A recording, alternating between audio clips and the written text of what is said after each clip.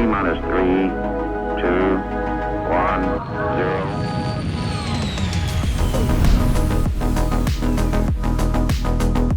0. Hey friends, welcome to the Launch Sequence podcast for another week. And we are, you guessed it, talking about Star Citizen.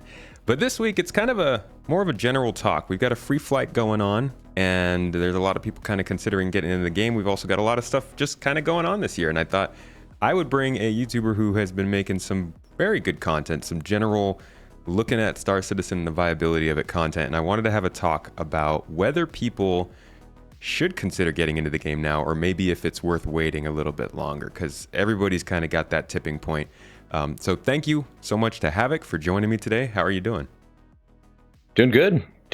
It's been a busy few weeks for me, but Yeah. I'm doing awesome. Thanks.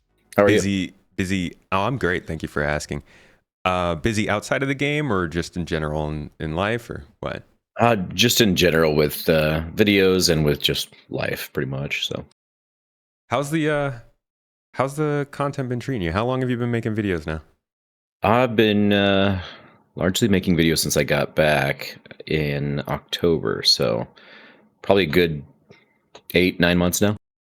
Okay. And the channel is doing pretty well, I see. You happy with where things are going? In my opinion, yeah, it's doing pretty well. I didn't expect it, to be honest. What's been kind of like your focus when you're working on videos? Mostly just trying to be engaging enough that it's something that people don't want to watch primarily. So You kind of talking about stuff that's interesting. Sorry? Talking about stuff that's interesting to me. Yeah. And that's the best part about now with Star Citizen, is there's so much more interesting. Like after CitizenCon last year, they kind of renewed the topics to talk about. Like we got base building and stuff. Oh my God, master modes never stops being talked about. And like they actually started to talk about things like crafting and missions and raids, and so that's been pretty good. But I guess overall this year, how you been feeling about the game itself? There's been some ups and downs, primarily just with how quickly all the things from CitizenCon has been coming out, and mostly not. But it's exciting to see all of the stuff that they were working on. Like CitizenCon kind of renewed a lot of my hopes and dreams for the game, kind of. But definitely still waiting for a lot of the other features that they promised at CitizenCon. It was definitely after, man, last year. I remember this time about last year, we were suffering from the drought. And I'm not going to lie, this summer is also pretty slow. It feels like, it was always kind of a thing that there was like a mid-year drought where they would drop the releases, and then in the summer they'd start to slow down news because CitizenCon was coming up. But these last 2 years have been painful. And that CitizenCon really did a lot to save the year. Do you feel like last year was, if there wasn't CitizenCon last year, would it have been a successful year to you? It would probably be a pretty rough year, given that 318 was a train wreck. Yeah. Like a 3-month long train wreck. Yeah. That was painful. Yeah. 318 was pretty rough, and then even 319 didn't bring too much, I don't think. It's mainly just getting persistent entity streaming stable, felt like was the primary goal last year. Yeah, exactly. They were definitely working hard to fix all of the issues with that. And I remember watching from the sidelines because I couldn't play during that time, but I watched all the updates. I'm like, dude, that sucks. That's miserable for the guys that want to play. Yeah. And it sucks for, I bet, the devs too, who are like, we just want to freaking make a game, and we're constantly trying to make it stable, and we're waiting for server meshing. And I always wonder if like the guys who are working on server meshing are just getting like little notes here and there, like, please hurry up, I want to work on my stuff. Just little post-it notes on their desk when they get to work, like, we're all waiting for you. I hope they don't have pressure like that, but yeah, for real. You think it's like hard enough being like a backer / player, and sitting here and just waiting for all this stuff to drop. I can't even imagine what the developers feel like, especially somebody that really wants to work on their section of the game, like what I just talked about recently was bounty hunting. So Yeah. even Oh, exploration, yeah. I'm anxiously awaiting exploration and its mechanics as well. Yeah. Same here. How long have you been following Star Citizen? Oh man, the better half of, I would say, 11 and a half years. Okay. So you're like original backer kind of timeline. Yeah, just a little bit. I backed in March of 2013. Okay. You were in there before me. I think I was the next year. I think I was like August of 2014 maybe. So Yeah. gosh, I can't believe that. I've never followed a game that long, man. I was like diehard Halo player and I wasn't even sticking around a Halo game for that long. It's weird. It's weird, but it's exciting to see how far it's come since then. Oh yeah, it definitely is an interesting experience the last 11 years. It's one way to put it. Interesting. Yeah.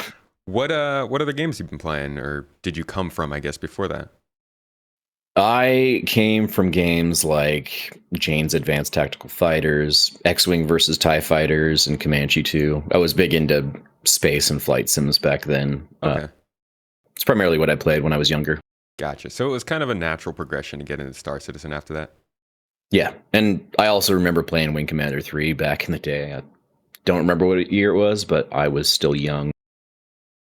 Back in the day. That's yeah. I'm showing my age. I mean, by the time Star Citizen comes out, there will probably be a lot of players who weren't even alive when Wing Commander came out.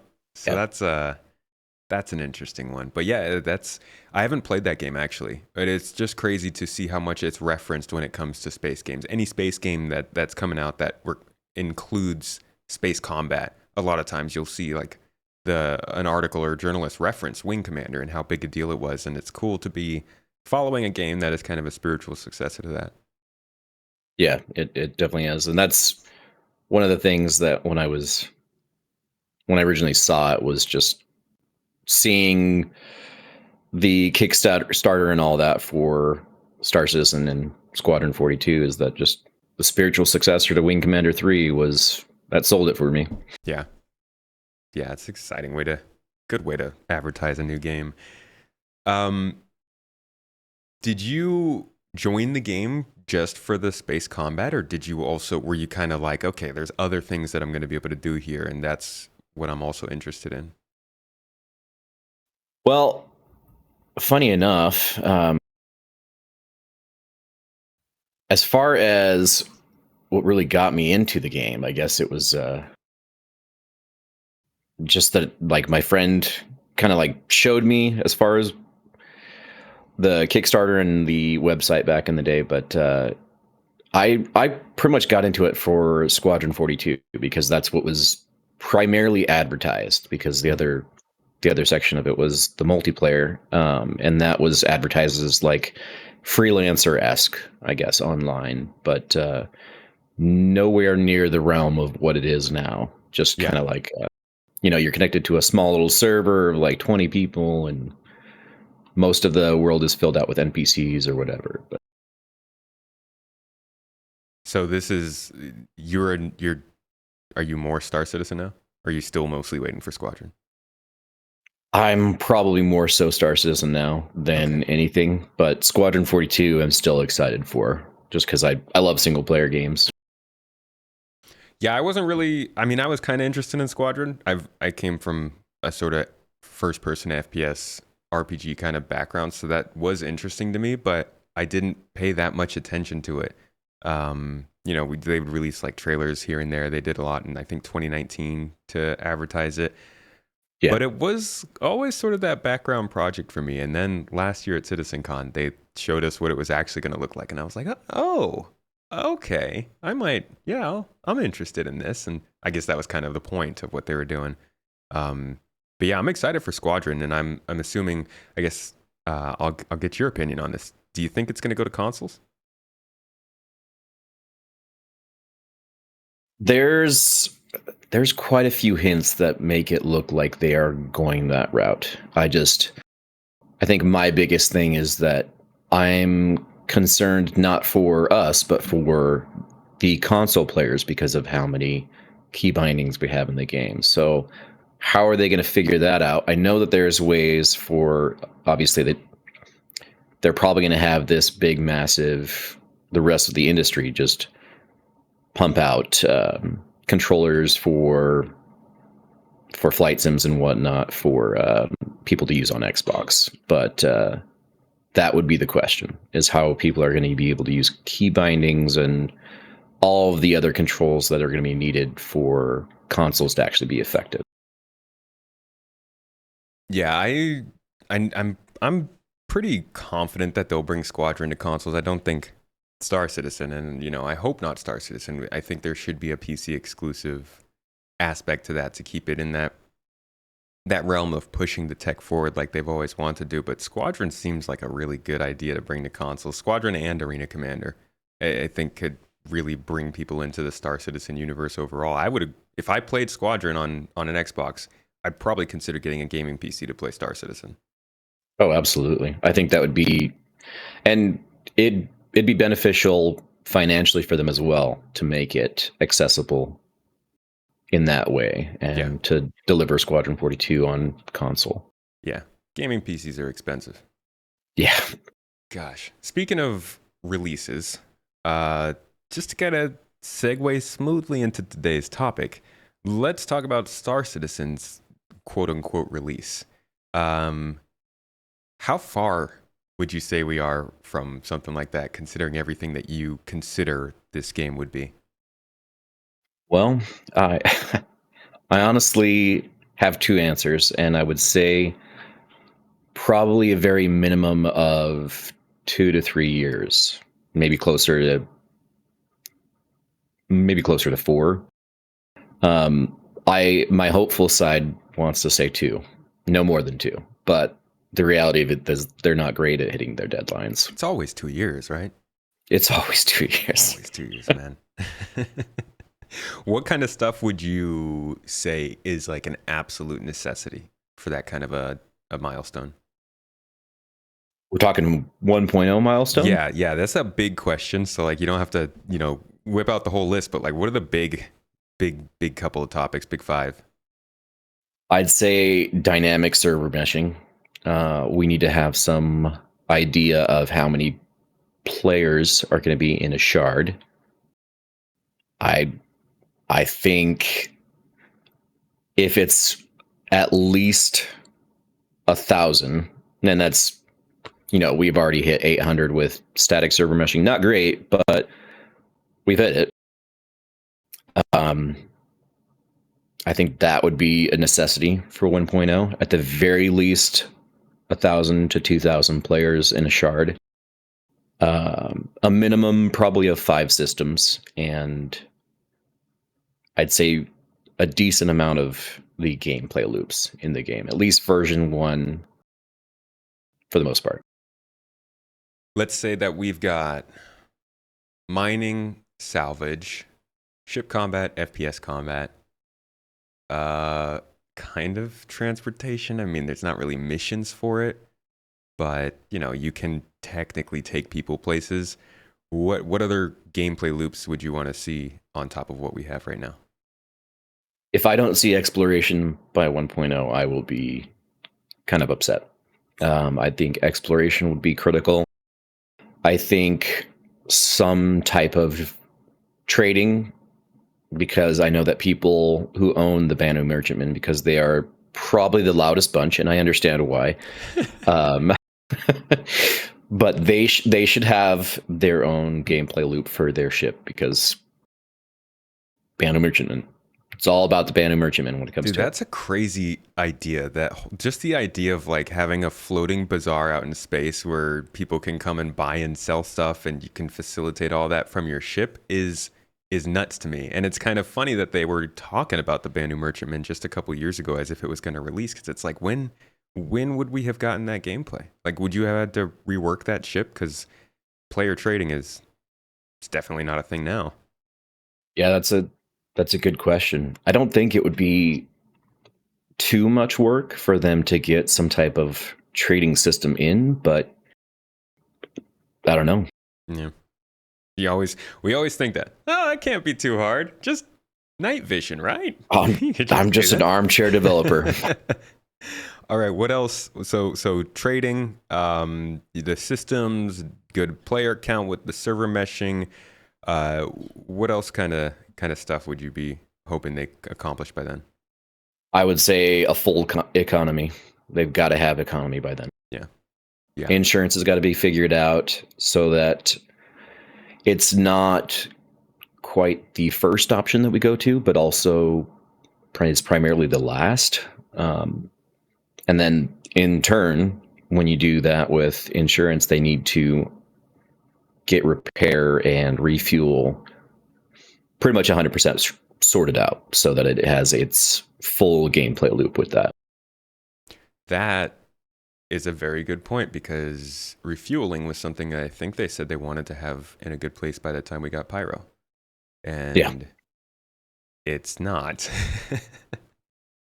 It's definitely not right now. For all that we know, it could be in the background in their development build, but it's one of those things that they don't really show and tell often enough to say, hey, we understand, we hear you, but here's what we have, and well, you guys don't have that yet.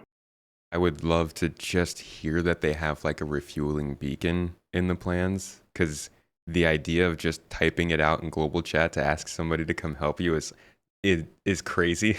Like, do y'all know your player base? Because I mean, you don't even have to know the player base, just people in general. That's the perfect way to set some traps. So I hope that we have a way to call reliably for fuel at some point soon. Yes, I would say that 1.0 would also need to have its beacons changed to where player beacons and player reputation was a thing, so that we can rate people fully and actually post jobs onto a job listing or whatever. Like, if people need crew, they can post a job listing for crew or refueling or medical help or anything. Yeah, agreed there. There's clearly just a lot of both gameplay and game design things that really need to be hashed out in the next couple of years for this 1.0. But it does kind of feel like they've finally gotten around. I mean, you've been following long enough. I guess I'll let you answer this. Do you feel like they've been making good, significant progress on actually like filling out the design and I guess kind of shoving players in the direction they want the game to play recently? I think that for the most part, yes, they are undergoing significant changes, and like the last couple of years has had a pretty massive change with a lot of the core technology finally getting fixed or into the game anyway, such as like persistent NAD streaming, even if 2023 kind of sucked with that release. We've seen server meshing, and for the most part, as far as I'm aware, most people were pretty impressed when it was debuted. Yeah, it's that recent ISC. It sounds like the devs were. Yeah. I love how they're like, yeah, kind of just expected it to break more, and it didn't. And I'm like, you know what? Thank you. Just this once. Thank you. I'm glad that it was server meshing that gets that kind of a reaction than anything else. But yeah, I think it certainly feels like there's more happening now. Like, go back 4 years. Did you feel like the game was seeing a good amount of change back then? Like, were 4 years ago. Yeah, this is Microtech was coming into the game. I think the Carrick was just getting released. Like, it feels like forever ago now. Yeah, it really does. 4 years ago it seems like yesterday, but also quite a while ago. Yeah. Not really. Like, it was exciting to be like, oh yeah, Microtech, the Carrick, cool, nice. And when you actually think about it, like, that was kind of the tail end of where I was coming off of my 1 year hiatus, because in 2018 I was just like, all right, you know what? I'm tired of this. I'm done. I allowed my feelings to really get to me with just waiting for a game that was still in alpha that I just kind of gave up for a while. But I kept checking out each patch, and by that time, it was just like, okay, it's great that they're making progress. All right, I got to leave again. I'm out. So came back about, I think, the tail end of 2020, and just mostly been playing it here and there since then. Okay. That's healthy. I freaking Yeah. you need a break from this game. I remember back around that time, maybe when I was in a different org and we were playing the game, and like there would be conversations that would pop up, and people would talk about how they're kind of just over it and jaded, and people would be like, well, just take a break for a couple years, and then people would be like, but I'm gonna, like, what if I miss something big? Now here we are 4 years later, like, yeah, you didn't miss anything big, don't worry about it, you just jump right And back in. And that's really the biggest thing with this game is, like, if you are so affected by each individual bug that blows up your ship or kills you as the person, and you're tired of the server crashes, like, you have got to step away. This game's not ready. It's still in alpha, and most people don't really take it upon themselves to be like, okay, I need to understand that this game is fun, still being built, but if I'm going to be affected by all of its little quirks that it has right now just because it's not done, then I should take a break. I should step away. Yeah, that helps. I've been wrong a lot about when people should jump into the game, and I know this episode we're talking about is kind of about if it's worth people jumping in, but I think it's a lot better to discuss the current if it's ready to be played by people than it is to say, yeah, in a year and a half, in 2 years, it'll be good for you, because you just never know. It's not linear at all, the way that this game develops, and something that might be seeming like it's going to be here in a year suddenly finds some sort of a blocker or another feature takes priority, and it's not here for another 3 years. And I've found slowly over time that it's just not a good idea to set expectations more than like a few months out. Oh, yeah. Well, if you look at Pyro, for example, I think people have been waiting, gosh, what has it been, like 3 years now? Yeah, the first time they put Pyro on the, gosh, technically in 2016 on the roadmap, they said that they would have 4.0 out with additional star system. They didn't name Pyro, but they said additional star system, like within a year of 3.0 coming out, which is crazy. Well, and my thought was that, I think back then it was Nyx, and I could be wrong, but I think that Nyx has been largely done for the most part of the last, I'd say 10, like 4 or 5 years, like pretty much just 100% done, minus maybe missions possibly. Yeah, factions, But missions. yeah, but I think that it has been primarily that they've largely been waiting on server meshing and getting it to where it can fix maybe a lot more of the server issues. Mhm. Maybe not all of it, but to where it will place the game into a really good state, that it will be at least stable, obviously with some bugs. Yeah, well, yeah, it just comes with the territory. Yeah. So what would you say then to people who are jumping in now versus the people who might have been jumping in back then when things weren't really moving as fast? Do you think that makes it better for people to start playing now, or is that something that maybe you could hold off on until things settle down a bit?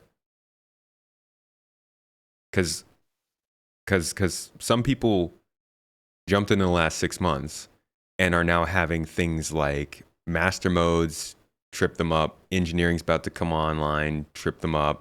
The FPS changes have all done some stuff to confuse, and the respawning mechanics are changing, confusing. Like, there's a lot of stuff. If you are a new player and you jump in now, it can be a little overwhelming. Would you say it's better to wait? Kind of depends on the person. I'd say yes and no. So if you're able to kind of look past a lot of the bugs, as I said before, and just go with the flow and just have a good time and play, then yeah, absolutely. Especially during the free fly. Yeah. You But say try the free flight right now? oh yeah, sorry. I would yeah, absolutely would say if a free fly comes up, I would say absolutely try it. Just because why wouldn't you try something that's free for the couple weeks that they do it and just see how far the game has come along if you haven't backed the game before. When was the last free fly? Do you know? Was it during Uh, Invictus? I think it was, yes. Yeah. I'm a little torn because I see the free flight as a good chance to see how the game's going for people who don't want to buy it.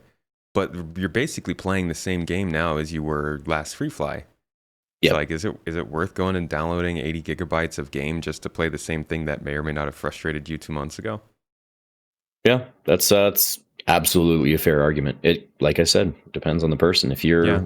just wanting to check it out, but it's the game's still got a ways to go, and sadly, it's it's those moments where you see a free fly and you're just like, okay, cool.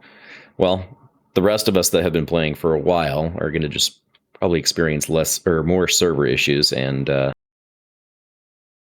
gosh, yeah, that's what free flies bring, is a lot of server issues. It seems just Yeah. because more people playing it and what. I hope they get a lot of data from these times when there's more players playing because we get more data. It's called crashes Yeah. to desktop. Yep. Goes up 20%. Before we move on topic, I want to go back to something you had said earlier. You said that you definitely want exploration and the mechanics in by 1.0, and that feels like one of the most common conversations that I have with people that ends up going in different directions because there's kind of a lot of different ideas of exploration. What would you say? Well, I guess, what do you mean by that? Like, what do you want to see when you say the exploration profession in the game? I'd say we have to have locations that are not on beacons and can be scouted using long distance probing and long distance drones, where we can scan, like send them out into the system and scan for these various signals, whether they be celestial phenomenon or old derelict ships or just many other different types of points of interest that aren't marked, that we can find, that we can mark ourselves and also sell to other people or just share to other people. I think that's the biggest part. So, like, I feel like that's what they want to do with Quantum Boost, right? Like, Yeah. it seems like what they always point to with that. So, like, being able to place waypoints would be a big one, and then transfer those waypoints. Yes. And the long distance and medium distance scanning needs to be a real thing.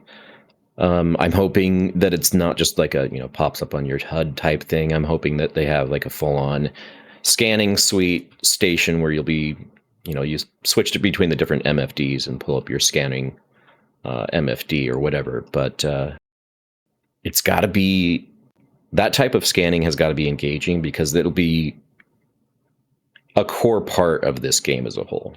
Just kind of like similar how as cargo is going to be a core part of the game soon with 3.24. Yeah, fully agreed there. What's your scanning ship of choice? Or I guess your exploration focused ship. Are you a Terrapin boy? You like the Carrack more? I think I love the Carrack more than the Terrapin. The Terrapin's cool, but I'm also interested to see what other exploration ships they might come out with in the future, because I don't know. We have the 600i, we have the Carrack, we have the Terrapin. Now we have the Cutter Scout, sort of, Yeah. as far as using that. But I think those are the only ones. 400i and the Oh, Odyssey. yeah. 400i and the Odyssey, that's right. Yeah, Odyssey, man. That Odyssey gives me like Prometheus tones. I don't know what it is about it, but it feels like it comes from the Alien universe, and I love the look of that ship. I'm not a big Misk fan, but that ship goes hard. I like it. Yeah, absolutely. And that's me with Drake. Like I am not. People are going to hate me for this.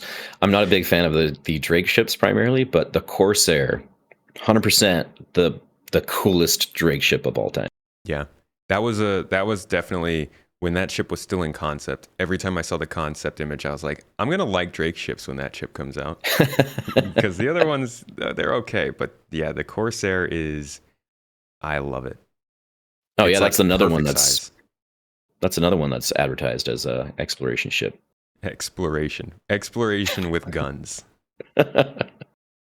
Um, let's see. I feel like I had something else to ask about exploration because you had said locations that aren't marked. Oh, Yes. what would you want to find at those locations? That's, I think, what really gets people is like, what am I actually looking for when I'm exploring in this game? Because a lot of times you hear people say jump points. I'm like, I don't I don't know if that should be your primary thing.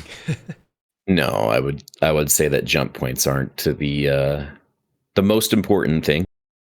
I would say that they're going to be maybe one day when, when we have, goodness, 100 plus systems, sure. Oh my gosh. But as far as overall gameplay, I'd want to be able to find possibly ancient ruins, possibly, little puzzle areas, or obviously derelict ships where the crew died, and maybe there's some really sweet armor or weapons, or even really expensive. Like they found an ancient artifact, and now we can go and sell it for millions of credits. I mean, I did a video on that too, and that's primarily one of the biggest things is just being able to find things that are worthwhile, whether it be loot or artifacts or whatever. Doesn't have to be, you're not really of the mindset that it needs to be you're the first person to ever be there. There just needs to be something else for you to kind of pick up and find. Like, I guess what I'm trying to say is if there was an outpost where things were regenerated, like if somebody found that outpost and looted it, and then like a month later you found that outpost and there was something valuable there, would that still scratch your itch for exploration?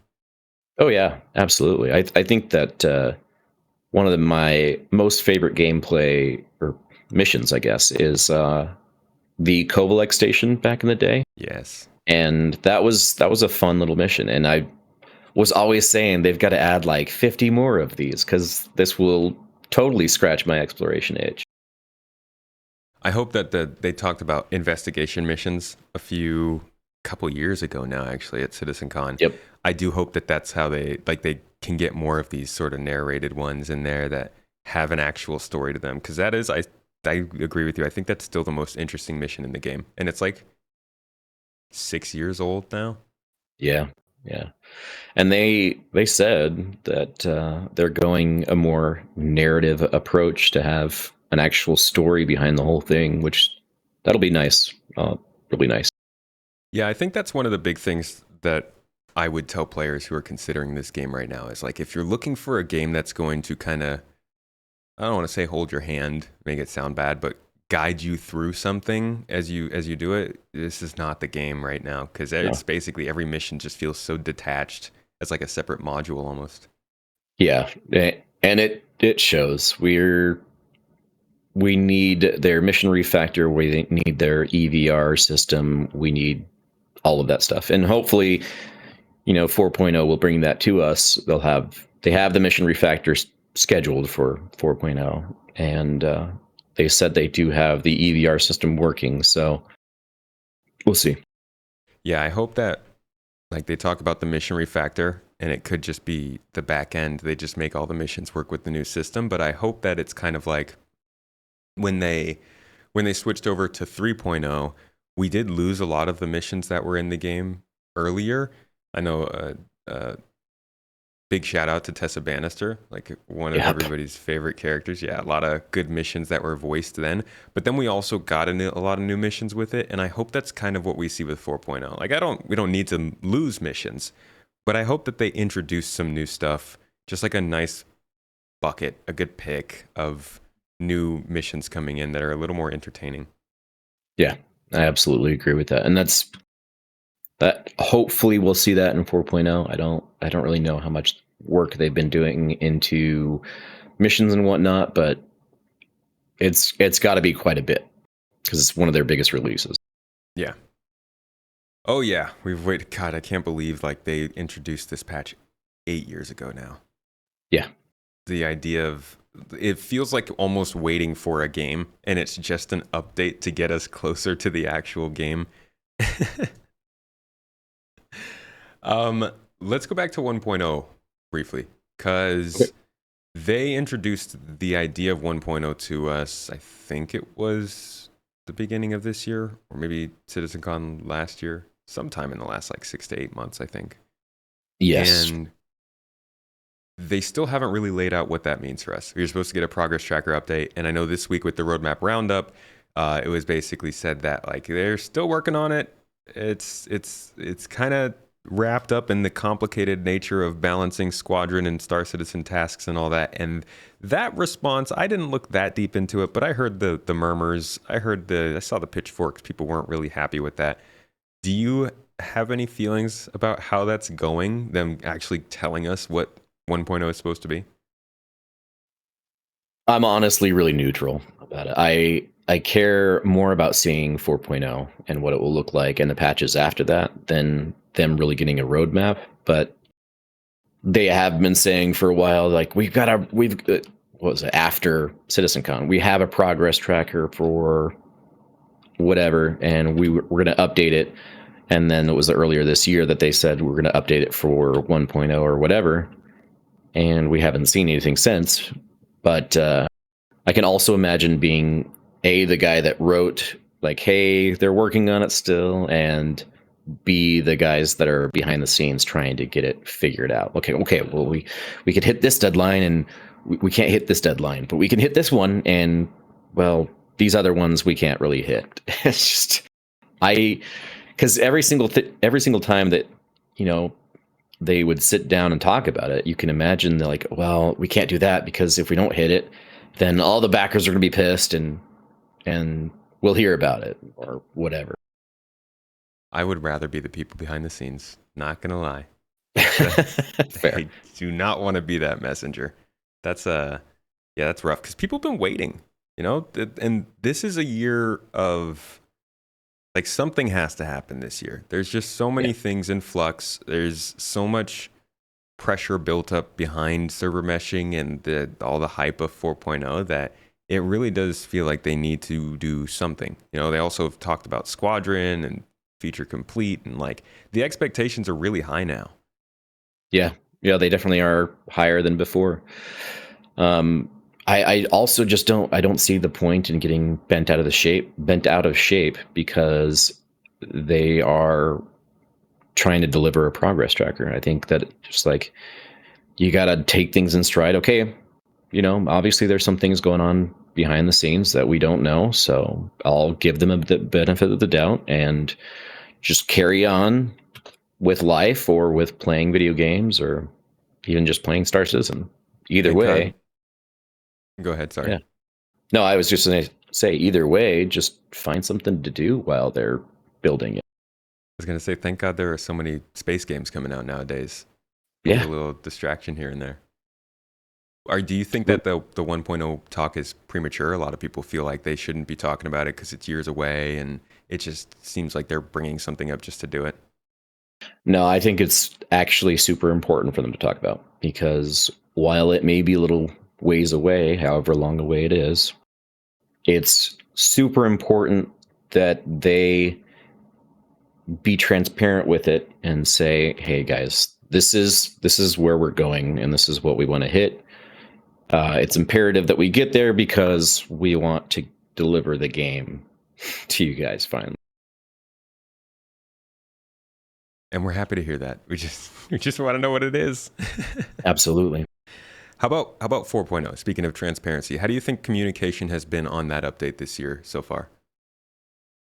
I'd say not great, not terrible. I'd say it's pretty in between. They've delivered some good updates about it and have let us know what's going on. And the I'd say that the drought beginning right now with not getting any information is really where we're going to probably see the biggest issue, because, you know, it was, gosh, I got a comment about this, and it was like 4 days after Q3 started, and like, well, Q3, and you know, it's obvious that they're not going to hit their timeline. I'm like, okay, well, you know, 4 days ago we just got into Q3, so let's not be too dramatic. We still got like 80 days left, or 88 days left.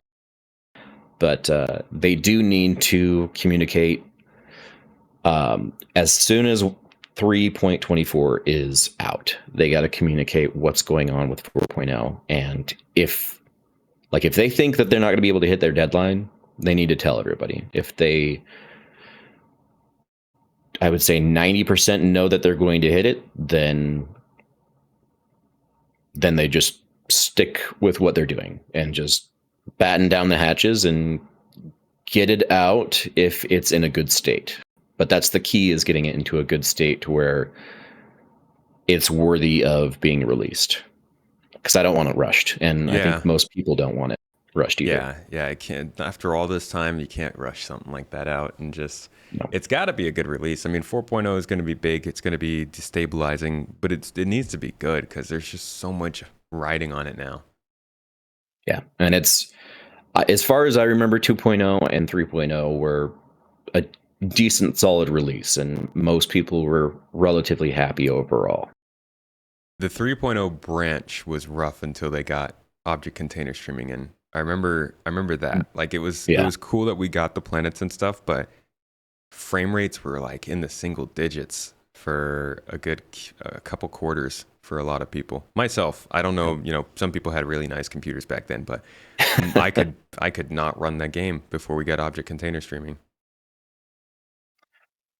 You know, it's been so long that I don't think I really remember the first initial launch of 3.0. Yeah, I don't. I just remember the trauma part. Yeah, not running that's the game.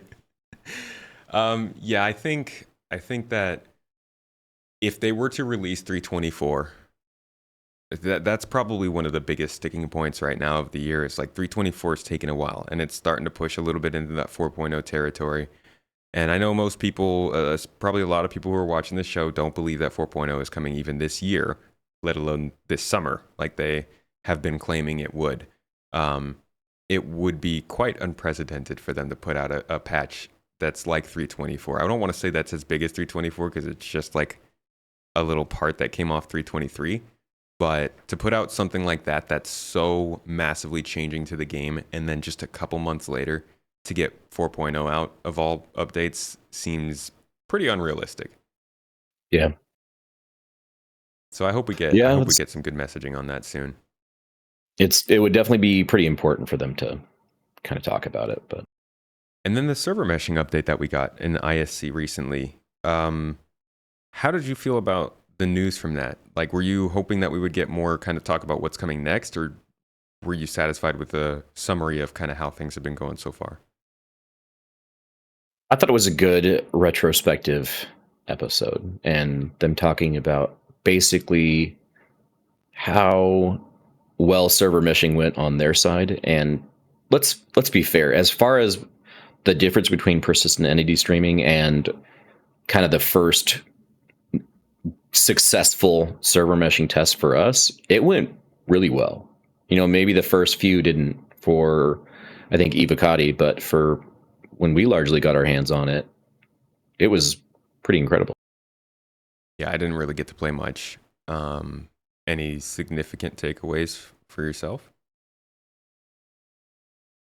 I think from what I heard from one of my closest friends who was able to do the jump point traversal, it is, I don't think a lot of us are going to have an experience where we finally go through that jump point and we go from Stanton to Pyro, and we actually see where this game is going. Because I think that's going to be the big realization, right? I think that we finally see that happen, and it's going to be like, okay, all right, we're ready. Speaking of that, actually, that's a great point, because where this game is going is a bit unclear when you look at it from the short-term perspective. A lot of people are very focused on the fact that the next system we have is Pyro. And we both know that Pyro is not necessarily lawless. Like it's lawless in the sense that the government's not there, but there's plenty of factions and things that are supposed to kind of keep you in line, at least as far as people in Pyro are concerned. But that's not necessarily the future of the game, right? There's more than just we're going to have combat systems after this and PvP systems. Like the game's going to further develop out from there. For somebody who is just getting into the game now, what would you tell them to dissuade them from like Pyro Anxiety? I'd say that like it's for Pyro itself, it is probably going to be pretty essential to play with a group of people. I don't think that it's going to be so terrible that you can't go by yourself, but I also think that like there's going to be a lot more PvP, especially when server meshing is out.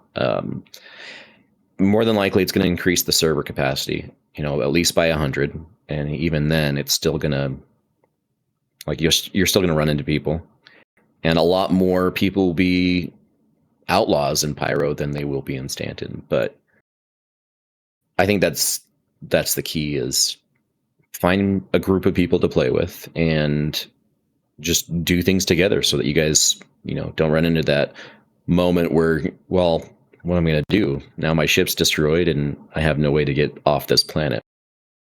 Do you think that there will be a drop in outlaw activity in Stanton when Pyro is released? Or not even when Pyro is released, because you got all the hype for like a good quarter where everybody's spending their time over there. But as things settle into normal gameplay, do you think that Stanton will become a safer place because of that? I do think so, because I remember back in the day when we had the UEE patrols throughout Stanton, and I think that's largely going to be coming back because of just the nature of Stanton. So I think that having like things like Crusader security now is just they're kind of dumb and stupid, but with server meshing that should hopefully resolve a lot of the issues. But yeah, I think those UEE patrols are going to come back, and I think it's going to actually matter within Stanton. Yeah, it's kind of a lack of game systems to even stop people from being complete dicks right now. Absolutely. And that's the big problem, is that there's no way for them currently to stop a bunch of players in Stanton from being ginormous dickheads. Yeah. So would you say that then before those systems are figured out, like right now, would this be the kind of game that a casual player can still get into and like get a good amount of, say, weekly, regular main gameplay out of? I'd say yes and no, but primarily like I think the big thing is just wait for Pyro, because definitely check out the game whenever you want to check out the game when it's a free fly or whatever, or even if you've already backed, just check it out in the next update with 3.24, because I think that will be a pretty nice change and give people the opportunity to play cargo hauling missions and just get the general overall feel with how physicalized cargo is going to be. Yeah, it's a big one. Let's talk about physicalized cargo, because that's another one that scares people. Is this going to kill the game? I don't think it's going to kill the game. I think that they need to figure out a good system to manage your inventory and whatnot, and maybe gamify things a little bit here and there. Because I've heard some.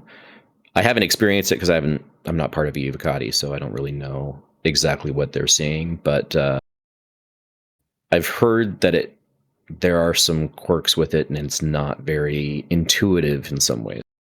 Quirks, yeah. I haven't played it either, but just reading about the system is a bit frustrating. Like the idea of going into the sort of inventory cabinet and picking out everything you want to then go into your inventory to then have to pick out everything from there to equip. I just really hope that they just take the personal management, I can't even remember what it's called, personal management app, I think, the PMA from the old Mobiglast, and just put that on the inventory kiosk. Let us customize our character straight from the screen and just skip that whole step.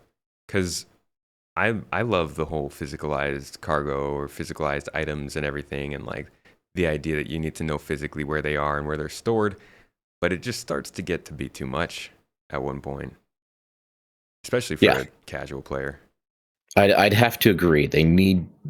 So I'd say they absolutely need to rethink that, and that personal instance manager, or your character sheet, that needs to be put inside of that system, that UI, so that we can actually put whatever we want on our character. Yeah, okay, if you're going to make it physicalized and make us have to go to these stations to equip stuff, fine, but there should also be, the loot screen should be used for inventory management, of course, still, which it will, but they do need to involve like us in being able to move things from our own instance, I keep saying instance, sorry, our own loadout, to just drag and drop onto our character into just using that screen. Mm-hmm. How about the cargo system itself with the freight elevators and the hangars? What do you think of that so far? From what I've seen, I think that one's really intuitive. I think it works fairly well, and I don't see any problem with it. I think that it's the biggest problem with that is them readjusting the amount of time that it takes to load cargo automatically. Oh yeah. You've seen like the 5 hours for a big ship kind of thing. Yeah, that's insane. That's too much. That's way too much. That was when people were asking me before we ever got, like, before it was an Evocati or anything, people would be like, oh yeah, how long do you think it's going to take for us to load our average ship? And I was like, I don't know, like maybe 20 minutes or something like that. And people were like, that's too short. And I'm like, okay, I'll let it slide a little bit longer depending on how big the ship is. I never would have dreamed of 5 hours though. Yeah. Like maybe for the biggest ship in the game or something. Like if you had to load a hull E, that maybe an hour or two. But how long do you think it would take for 4 guys in a crew to unload a fully loaded out hull C? A hull C? Yeah. I mean, that's like around 1,000 SCU, right? Yeah, I think so. So, I mean, let's say you're using 4. I think they're standard 32 SCU boxes, but I'm not gonna math that hard right now. That's it's 4,600. 40. Oh, I was thinking of the C2, huh? With 1,000. Yeah. Okay. So 4,600. 32 SCU boxes. Let's say that's like 120 SCU boxes or 120 32 SCU boxes. I don't know. I think that'd take a while. I think that for 4 people, that could take like a half hour. Yeah, if you're doing it fast, and that really depends on like where you're moving the stuff. The whole C's docked to a station, so you might have to use ships to move the boxes around. Like that could definitely go up towards the hour-long time limit to do that. And for automatic loading, I don't know, like add another 10 to 20% on top of that time that you would say for like a good crew. So yeah, like a whole C you could see going over an hour, I guess. And there are ships much bigger than that. That's fair. 2, 3 or 4 hours maybe for a whole E if it was automatic, but possibly. And I don't think I really don't. I feel like the people who would complain about that have to be such a small group in comparison to the whole community, because how many people are actually looking to haul goods in a hull C or a hull E? There's a lot of them, but for the most part, we're just kind of playing other parts of the game from cargo hauling. And then dedicated cargo haulers even then have all these different ships that are smaller than that. The C2, the Caterpillar, the Raft, the Ironclad. Like there's just a bunch of stuff that wouldn't take that long. And I feel like CIG, it's their job to say, okay, we're going to give you a lot of money, but it's going to take a while for you to unload this ship. Yeah. And I think that's largely how it will end up, especially someone doing like freight transportation in a whole E. They're going to get paid out so much that they're just going to be like, all right, my work's been done for the day. I'm out, guys. Or they move on to some other type of gameplay loop. How much excitement and joy would that be? Like you're just part of an org and they're like, okay, you're a box mover, so we'll tell you when to sign on because we got a cargo mission going on. And the whole C shows up and they're like, all right, can you hop online to help us out? And you spend like a 2-hour game session just moving boxes. Yeah. Okay, see you later. Some people love that type of stuff, man. Some people want that. It's insane. But what I was curious about is with that whole C or whole E, you know, they're spaceborne. They're space locked, I guess, and for lack of a better term. Mm-hmm. So how are they going to rework that type of system for us to unload cargo? That's just not. It's more physicalized because they'll have to create these little entry points or whatever for hangars for like a freight elevator type thing for outside out in space. Like a cargo focused freight elevator. Yeah. And you know, they made these gigantic cargo decks back in like 2019. You would hope that they might come up with a use for them now than just something to look at. Because that would be perfect. I kind of saw them back in the day as like them being a place you can get missions or even a place that people are just like, I don't really want to hop into a ship. I'm just going to move cargo on one of the cargo decks for however much money per hour or whatever. I hope they do that.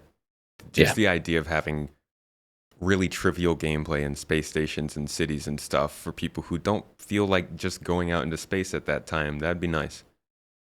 Yeah, absolutely. And I kind of wonder how else they can think of things with getting more players involved with the game that don't want to just straight up buy a ship, that can still play the game, but at a low entry cost. Is there where you're just crewing a ship or you're moving boxes at a distribution center or a space station or whatever? It's pretty common to hear people say that they want to see a starter package that doesn't include a ship. So you can just hop into the game as like a crewman and make your way without a ship. That'd be awesome, but then they'd have to deal with the responsibility of making sure people understand you're not getting a ship. Like, you're not going to be able to do much if you buy this package. Yes, it might be $20 cheaper, but don't get this if you want a ship. And then they have people who get it anyways, and they want a refund because they don't get a ship. And like that, I do see the hesitation of maybe offering a package like that. Yeah, that makes sense. I think it might bring quite a bit more people to the game, but also, there can be some issues here and there, like, why can't I do this? But it'll be interesting to see what kind of solutions they can come up with if that was the case. There's also not really much to do outside of having a ship right now. Like, you can make it work, but anything from running missions to trying to get people to come and pick you up is like, a lot of folks won't trust you because it's just the nature of the game right now that everybody has a ship. Why are you asking me for a ride, kind of thing? Yep, absolutely. And that kind of goes hand in hand with that new player beacon and reputation system that they need. Yeah, definitely. What do you think of the missions system? Like, if somebody is jumping into the game right now, do you think that there is enough actual gameplay for them, diverse enough mission choices to give somebody more than like a week of entertainment? There's definitely enough right now to keep you at least engaged for a moderate amount of time. But I think, as we discussed earlier, the biggest thing is that mission refactor, and a lot of the missions changing and being more modular is going to be pretty important. So 4.0 with that mission refactor is probably going to be, fingers crossed, I hope a bit different with missions. Yeah.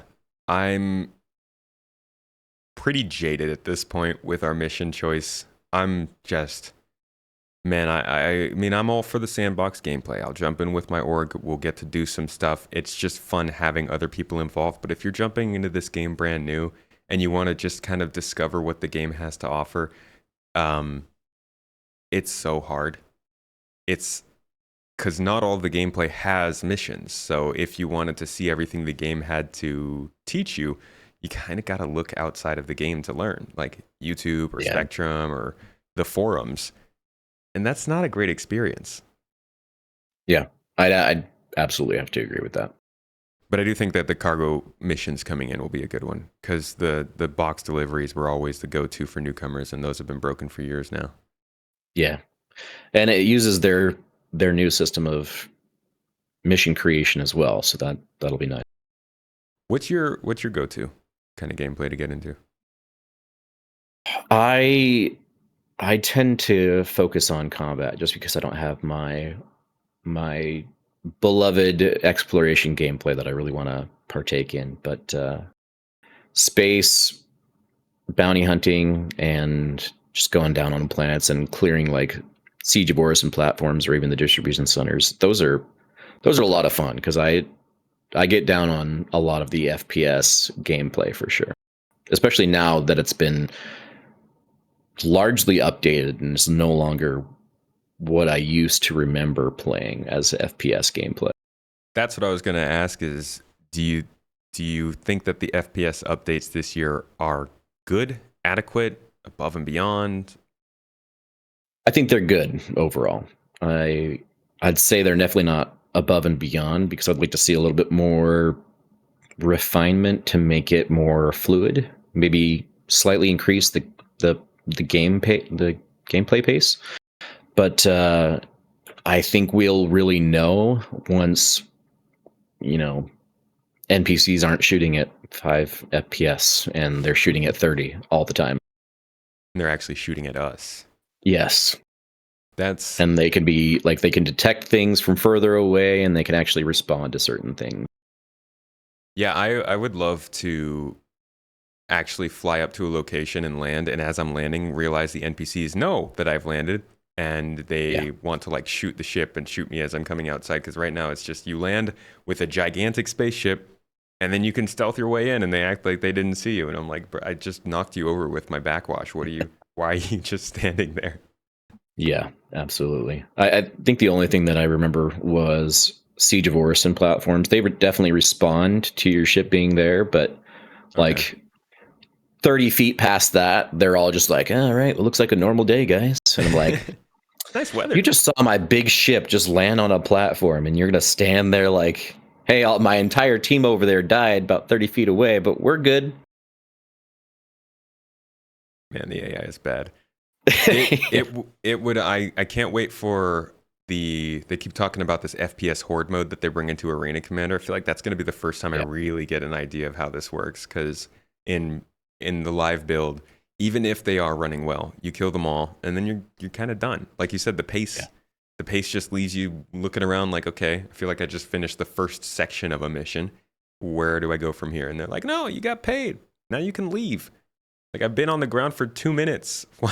Why do I now have to fly to another planet? Yeah. I would like to see a bit more, like, again, take Siege of Orison, like platforms and whatnot. I'd like to see a bit more engaging. Like, we're here longer than just 2 minutes or 3 minutes. Yeah. Like, just further down, there's more to clear. There's stuff to do on those entire platforms throughout all of Orison, but something more. Yeah. Send me on a wild goose chase, please. On a wild goose chase? Yeah. Make it wild. Waste my time.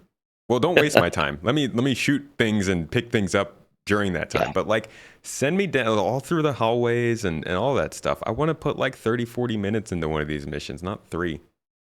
Yeah. No, and that'd be another thing, is just with that needs to come an increase in how much money we receive from that mission as well. I think that unless you're thinking outside the box and basically not even taking missions and making hundreds of thousands of credits per hour, those missions don't offer much currently. Very little. And that's another thing for people who are maybe considering jumping into this game right now, is there's not much reason to make money other than buying more ships. And then a lot of times those ships don't actually expand your gameplay too much unless it's like a mining ship or maybe a multi-crew combat ship. Yeah. Yeah, there really is no gold sinks. There's no reasons behind things on like, even right now, like there kind of used to be with like components offering different bonuses and whatnot, but now with 323 they're all kind of just largely the same. They don't offer anything different. Yeah. They did mention this about 324 and the cargo system and everything. They want to start doing more in-game rewards that you couldn't get out of game, and that brings more value to that kind of stuff to earn.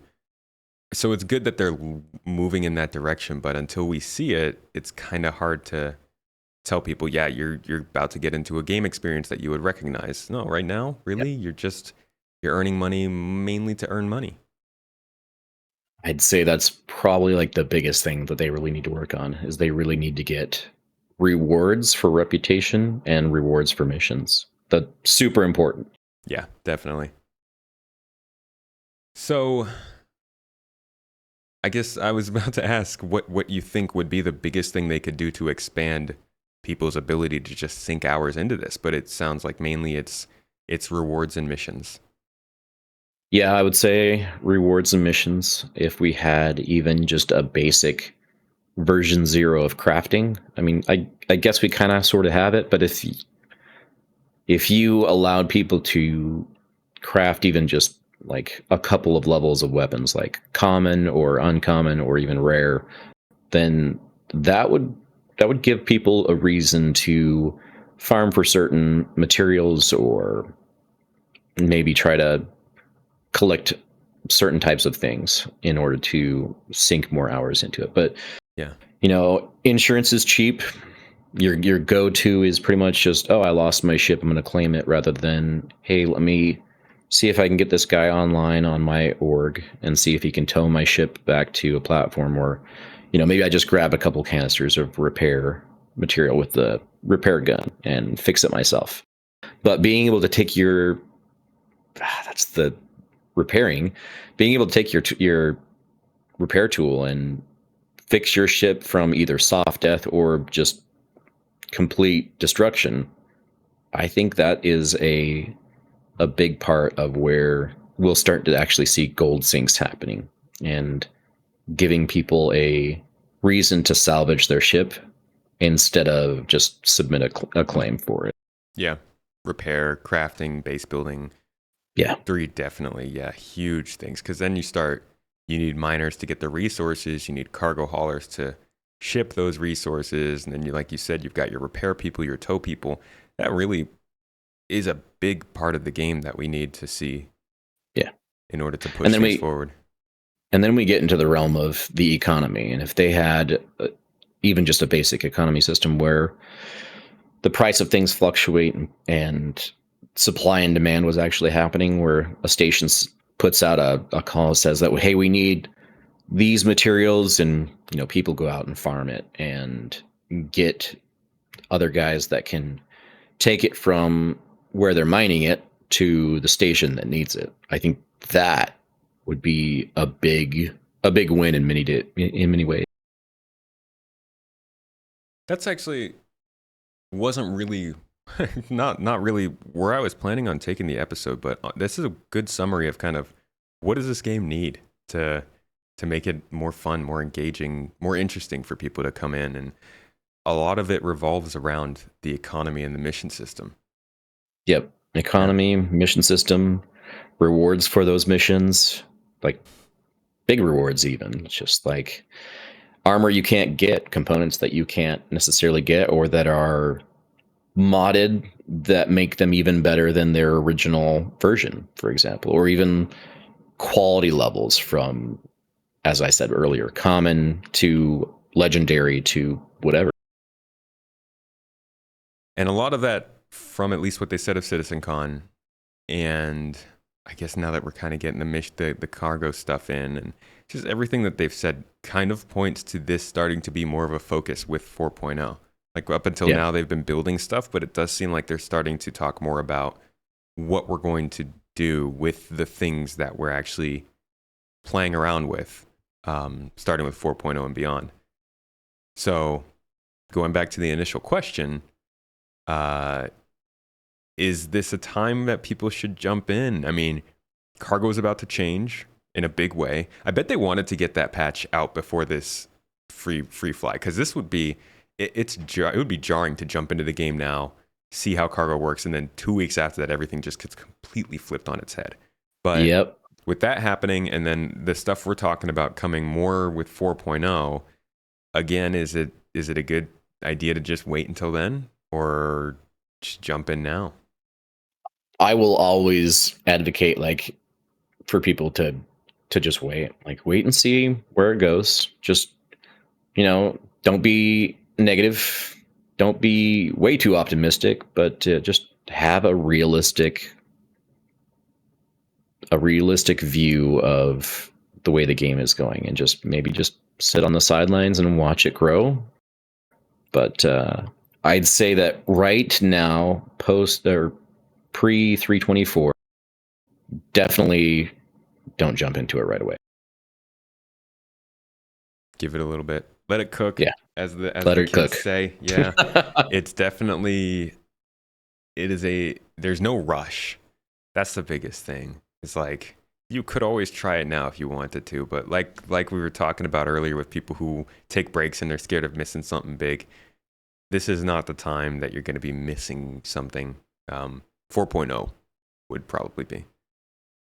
Yeah. The only thing that you would miss would be 4.0 if you didn't join. I mean, as far as everything else goes, it's all going to change. And then after 4.0, it will all change again when they have other big updates. But,